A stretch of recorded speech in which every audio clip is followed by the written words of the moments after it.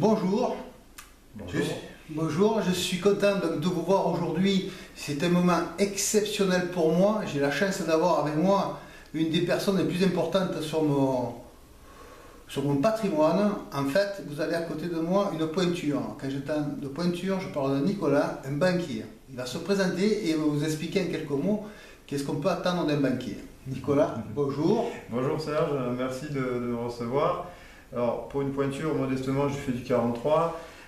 J'ai pas de grandes prétentions, mais c'est vrai que c'est un plaisir de travailler avec vous et d'avancer sur vos projets, de vous aider, vous orienter et de mettre, je dirais, mon expertise, mon expérience à votre service, au service des clients.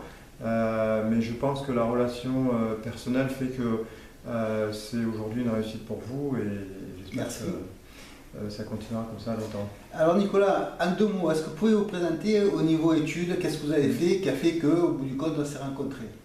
Alors moi je suis juriste en droit immobilier à la base, donc j'ai fait une formation spécialisée sur tout ce qui touche les domaines du droit immobilier, l'urbanisme, la copropriété, le financement. J'ai une base juridique assez importante. Je me suis diversifié dans les années 2000 dans la gestion de patrimoine, je dirais un petit peu par hasard. C'est souvent l'orientation professionnelle, question de rencontres de personnes. Depuis 2000, ça fait 16 ans aujourd'hui, je suis dans le métier de la gestion de patrimoine. En tant qu'indépendant, en tant que courtier aussi, et après dans une banque spécialisée, là où on s'est rencontré, Serge, il y a quelques années en arrière. Aujourd'hui, j'ai repris ma casquette d'entrepreneur. Je suis aujourd'hui installé en Russie pour des raisons familiales, mais j'ai continué à garder mon portefeuille de clients et redévelopper notre clientèle d'expatriés. Donc aujourd'hui, gestion de patrimoine, ça veut dire quoi? Ça veut dire écouter, conseiller et orienter les clients en fonction de leurs objectifs et essayer de trouver les supports adaptés en fonction... Excusez-moi de te couper, Nicolas, on va se tutoyer, c'est plus simple pour moi. En fait, ça sera une deuxième vidéo, la partie gestion de patrimoine. Donc je vais revenir quand même sur la première partie de cette vidéo. Qu'est-ce qu'un banquier? Est-ce que Nicolas, tu peux nous dire en quelques mots qu'est-ce qu'on doit faire pour être agréable à un banquier pour qu'il accepte notre crédit? Qu'est-ce que vous regardez en particulier? Alors, je dirais qu'il n'y a pas un banquier, mais des banquiers. Déjà, il faut savoir identifier l'interlocuteur que tu as en face. Tu as des banquiers généralistes et des banquiers spécialisés. Les spécialisés ont beaucoup plus l'habitude, je dirais, de monter un projet immobilier, de le regarder et de pouvoir répondre parfois plus rapidement ou différemment d'un banquier généraliste. Les deux sont utiles.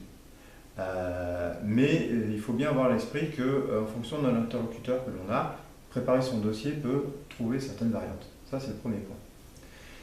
Le deuxième point, on va partir du cas le plus courant, un banquier généraliste, une banque traditionnelle avec un guichet, on rencontre son interlocuteur ou pas, ou on demande, on a un projet qui est déjà établi. Oui. Bon, on a signé un compromis de vente, on veut faire une réalisation, un achat immobilier. Ce que va regarder le banquier, ce sont deux choses. La capacité, le banquier spécialiste et le généraliste en l'occurrence. C'est la capacité du client à honorer ses échéances. Il va prendre un risque, faire un crédit pour un client, c'est prendre un risque pour la banque, c'est qu'à un moment donné, sur son projet, les revenus ne soient pas à la hauteur de ce qui est attendu, ou sur sa propre activité professionnelle. Le client est entrepreneur ou il est fonctionnaire, ce n'est pas la même régularité. Bon. La banque va regarder la capacité du client à honorer ses échéances, ça c'est le premier élément, le risque d'échéance. Et le deuxième élément, c'est par rapport au projet en lui-même, qu'est-ce que l'on finance? Si c'est un investissement locatif, si c'est une résidence principale, si ce sont des SCPI, si c'est un chalet, s'il y a de l'apport, si c'est un financement à 100% ou 110%, donc tout frais compris. Là, c'est le risque final. Donc, pour le banquier, le risque, il va s'amenuire sur le temps, puisque le client aura remboursé du capital si on est dans le cadre d'un prêt amortissable. Donc, la dette par rapport à la banque va réduire, donc le risque de la banque aussi. Voilà. Donc, ce sont les deux éléments. Un crédit, c'est comme aller au restaurant. Il faut présenter au banquier une jolie assiette. Même si la composition des aliments est parfois proche, le fait que ce soit bien présenté, une belle salade bien présentée, c'est beaucoup mieux qu'une salade toute mélangée. D'où l'importance pour moi d'avoir un courtier. C'est très important d'avoir un courtier parce que le courtier connaît les habitudes des banques, connaît leurs points faibles et leurs points forts. D'accord. Et par rapport à ça, le courtier va orienter en fonction de telle ou telle banque, tel ou tel client. Ok, donc ça sera une autre vidéo, puisque bien sûr j'ai la courtière qui m'a mis en rapport avec Nicolas à l'époque, puisque vous voyez, ça fait un paquet d'années qu'on travaille ensemble. Donc je lui laisserai le privilège de défendre sa profession.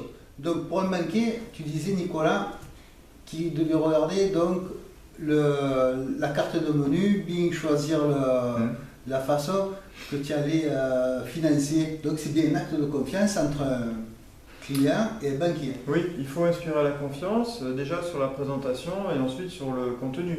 Le courtier ou le client a tout intérêt à bien monter son dossier, faire des chemises propres, bien fournir tous les documents.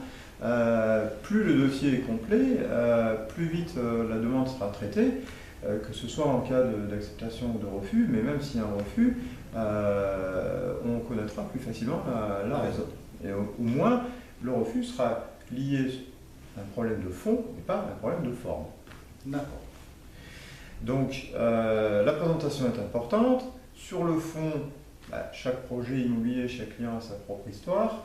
Là-dessus, difficile de développer en quelques minutes, mais il faut mettre en avant les points forts du projet, l'intérêt économique, le rendement, sa situation, s'il est en bon état, si l'on va réaliser des travaux soi-même ou si on va le faire, si on le fait faire, est-ce qu'il va y avoir des factures, des devis, voilà, pour que le projet soit économiquement viable. Donc si je devais synthétiser Nicolas, tu vas scanner le client, tu vas scanner son projet. Voilà, je vais scanner son projet avant et après opération. D'accord, qu'est-ce que tu entends par après opération?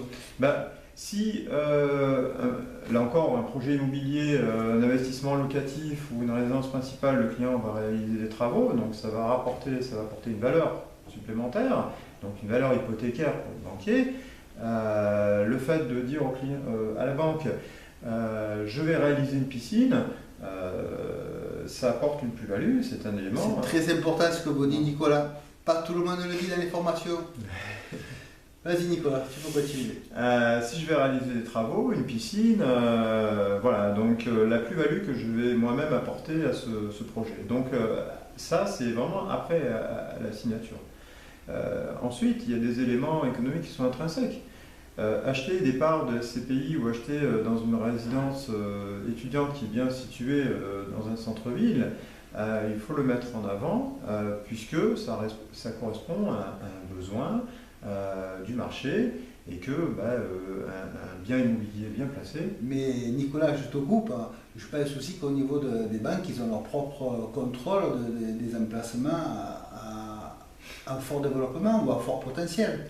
Oui, il y a des banques qui font leur propre contrôle, qui ont leur propre agrément, si on parle de programme immobilier clé en main.